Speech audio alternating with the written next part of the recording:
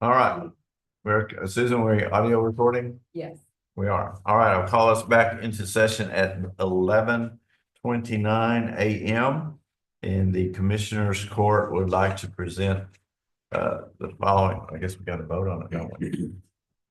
Well, I think you can read it. Okay, I'll read it and then we'll vote on it. So following resolution, it says, whereas the health, safety, and welfare of the citizens of Van Zandt County is of utmost importance to the Van Zandt County Commissioners Court, and whereas the protection of the agricultural and natural resources of Van Zandt County is of extreme importance to the Van Zandt County Commissioners Court, and whereas the members of the Commissioners Court each individually have taken an oath to uphold the laws of the United States and of this state, and whereas the state of Texas has adopted the National Fire Protection Association standards as the governing authority for this state. Whereas the Commissioners Court finds that battery energy storage systems are a fire hazard as defined by the National Fire Protection Association. And whereas the Commissioners Court finds that lithium-ion batteries are a hazardous substance. And whereas the Commissioners Court has learned that a battery energy storage system is being developed in Van Zandt County without full compliance with the applicable National Fire Protection Association standards. Now, therefore, the Van Zandt County Commission, be it resolved, the Van Zandt County Commissioners Court bestows its full support and encouragement to the Van Zandt County District Attorney in seeking judicial authority to prevent the owners and developers of BT Amador Storage LLC and all other battery energy storage system entities from delivering lithium iron batteries to any site in Van Zandt County until such time as the Van Zandt County Fire Marshal or court determines that all applicable National Fire Protection Association standards have been met. That is the resolution as put forth before us. Is there any discussion? Yes.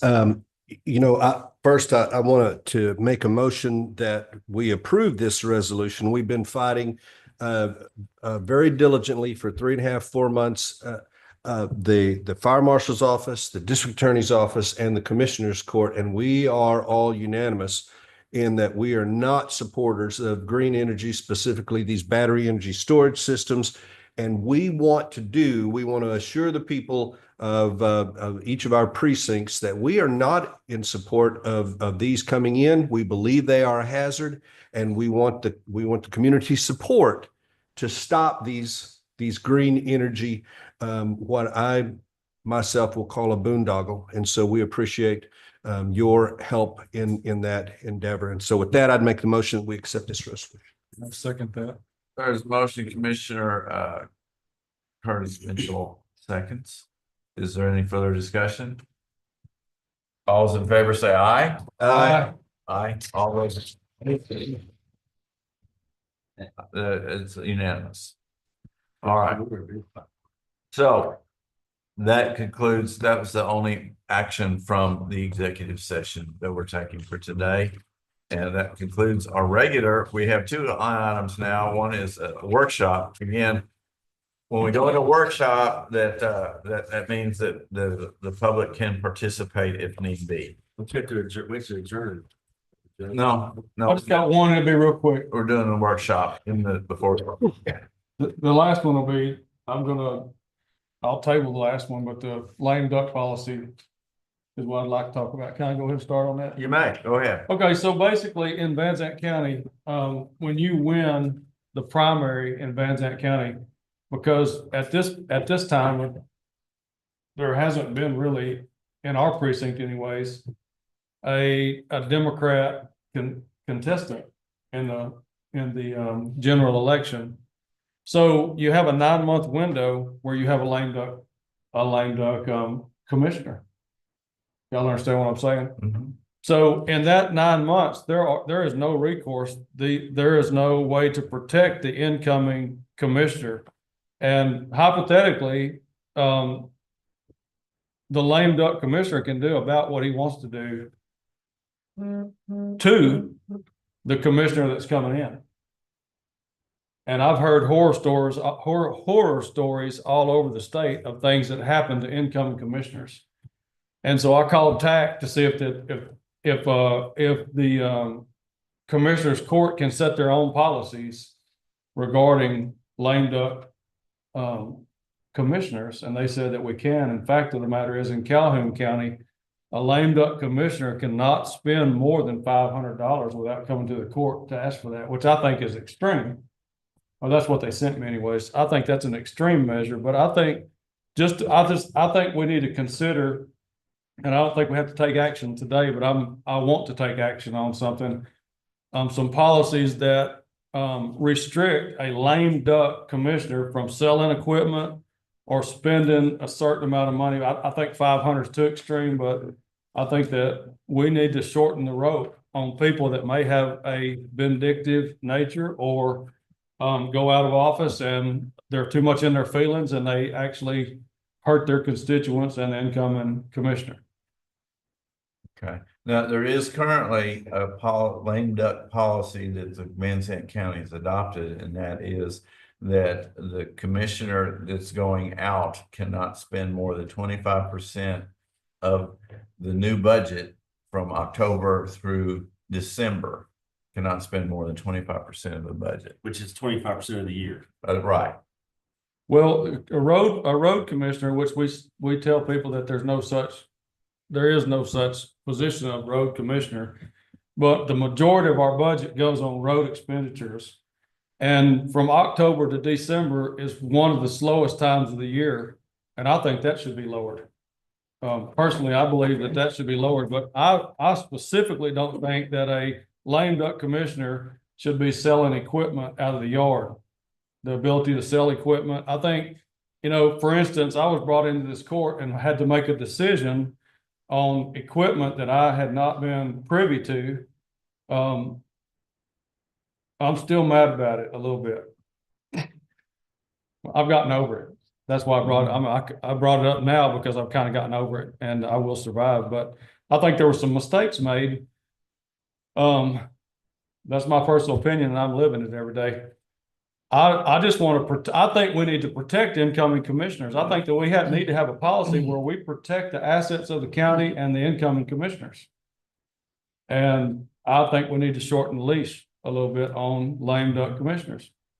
And I will begin to work towards some of those things. I just want to give you a heads up on that. The other, I don't think we have to take action today, but we can discuss it if you want to. I think 25% is too much because the majority of your road work, and that's where your money goes. And I know that in Van Zandt County, we have great roads everywhere, right? So, but the majority of your road work happens. In precinct 1 anyway. No, it's not. But the majority of your road work it really happens between May and September. In fact, the matter is that most state contractors are forced to stop their work in September. That's really their policy. It's an unwritten policy, but they know that in our weather patterns that you can't do good road work when it's wet and cold. So basically you're not spending the majority of your budget. The majority of your budget will be spent between May and September. So you shouldn't really be spending 25% of your budget from October to December. Because in December, you have 2 weeks that you're not even working. Well, November and December. So I just think that needs to be lowered. That 25% needs to be lowered. And if he needs more than that because of an emergency, he can come before the court to get that. And I think we definitely don't need to be selling equipment that the next commissioner might need and can't replace. Because 25% of his budget's been spent, or 32 or whatever it was.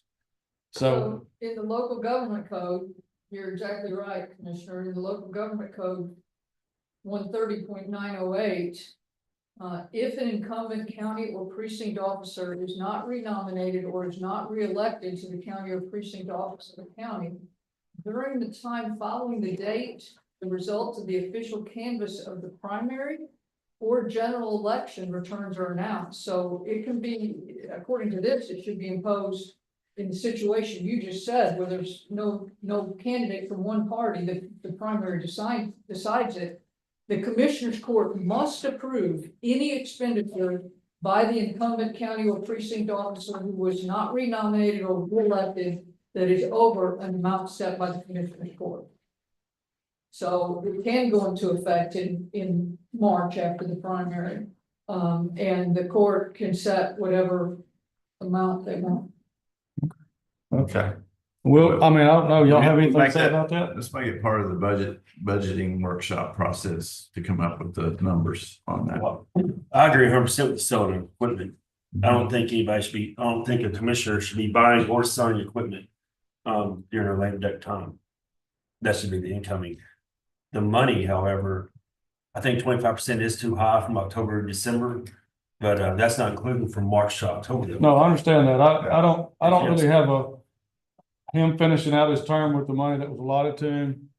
You know, the elections have consequences and sometimes we just have to suck it up, take it. And I've heard all kinds of stories all across the state, because when it's in your school, you meet all the new incoming commissioners and they tell you what's happening, what's happened, and you know, sometimes commissioners build roads straight to their house and stop at their driveway. I think it's unethical, you know, but you know, to some degree, he has the leeway to spend the money where he allocates it. So, but when it comes down to equipment or the new budget, I think that those are things that probably need to be looked at. So I'm not going to beat a dead horse. I've said what I've said, and we'll work on it during the workshop. Doug, can we move on to the next one? Yes. Okay, so number 20 was, I have 5 to 6 not dump trucks, trash trucks, companies. That's not the front loaders, but these are 60,000 pound trucks that are running our communities, and they're very destructive to our county roads. And I don't know what we can do. I checked with TAC because I heard that there were some other counties that had regulated the trash services. But to do that, they said we have to take over the responsibility of providing trash to the county. So I don't want to do that, but, you know, but yes, sir. Well, No. On the bridges. On bridge roads Just are, bridges, and it has to be posted if there is. and if there was, who's gonna regulate it? I mean, we have Right. somebody to regulate it. I think, you know, I don't know if we can make trash companies get bonds to run our road. I really don't know what we can do, but I know that they're very destructive. Problem with the bond, if you got a trash truck to get a bond, they can say, well, that wasn't me, we had a water truck, You'd that have to was prove them. it, yeah. We just prove it. I don't know. So I'll table that because I don't know what the recourse is on it. I just, you know, I was just trying to find some way to protect the assets of the county infrastructure. Find of out the how county. other counties have addressed it. It's probably the best thing. Well, basically what they've done is the county takes over the trash service, like the city, like Grand Saline City has contracted with Sanitation Solutions or somebody, and they provide trash service and they pay their trash bill through their city bill for water and stuff. And the What county, I've heard on that is they do a tax, the county does. And then they take over the trash company. Or go out for bids on the trash company, and then that tax that they collect pays for that trash.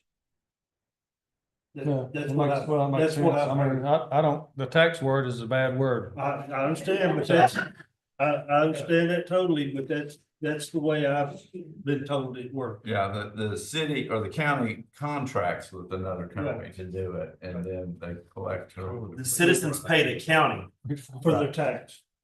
for their their trash trash. Quit saying tax. Trash service. Yeah. We don't want to say that. Yeah. Okay. We need to come up with a secret word for tax, right? Yeah. But anyways, I don't know what the solution is there, and you know, we got enough problems right now to deal with that we might pick that up later at some point, but anyways, All right. I'll make a motion, we adjourn. Motion made, adjourns there a second. Second, All those in favor say aye. Aye. Opposed, like sign. We are adjourned at 11:44. Thank you very much, everyone. that's because I think I. So, do, Cliff and I are trying to, I think Cliff and I will come up with a press release.